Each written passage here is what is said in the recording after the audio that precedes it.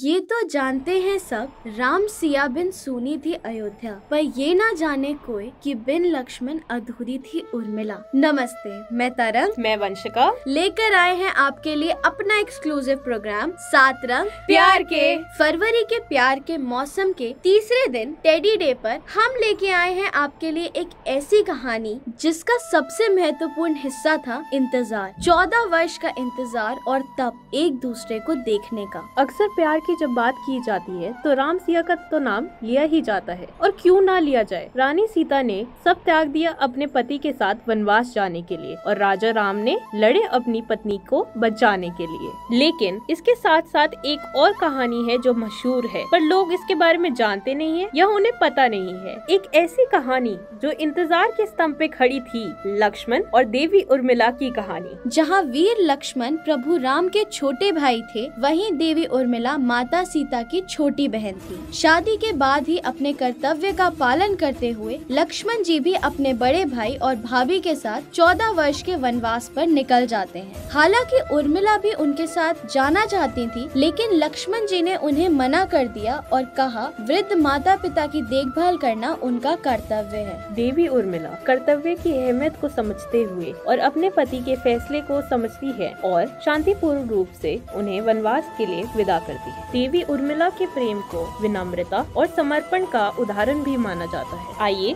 आपको एक कहानी सुनाते हैं। एक बार वन में प्रभु श्री राम और माता सीता रात को अपनी कुटिया में विश्राम कर रहे थे और लक्ष्मण जी बाहर पहरा दे रहे थे। तभी वहाँ मां निंद्रा देवी प्रकट हुई और लक्ष्मण जी ने माता से वरदान मांगा कि वे उन्हें 14 वर्ष के लिए निंद्रा से मुक्त कर दें। देवी ने उन्हें वरदान दे भी दिया, लेकिन ये भी शर्त रखी कि उनके हिस्से की निंद्रा किसी न किसी को तो लेनी पड़ेगी। तब लक्ष्मण जी ने निंद्रा देवी से निवेदन किया कि उनके हिस्से की नींद वो उनकी पत्नी उर्मिला को प्रदान करे। कहा जाता है कि देवी के वरदान के कारण ही उर्मिला 14 वर्षों तक सोती रही थी और लक्ष्मण जी जागते रहे थे। अयोध्या वापस आने के बाद प्रभु राम की राज तिलक समारोह के दौरान लक्ष्मण जी ने बताया कि अब वह माता निंद्रा देवी को दिए हुए वचन को पूर्ण करने के लिए सोने जाएंगे और राज तिलक के दौरान मौजूद नहीं हो पाएंगे। इसलिए उस दौरान उर्मिला देवी ने राज तिलक समारोह में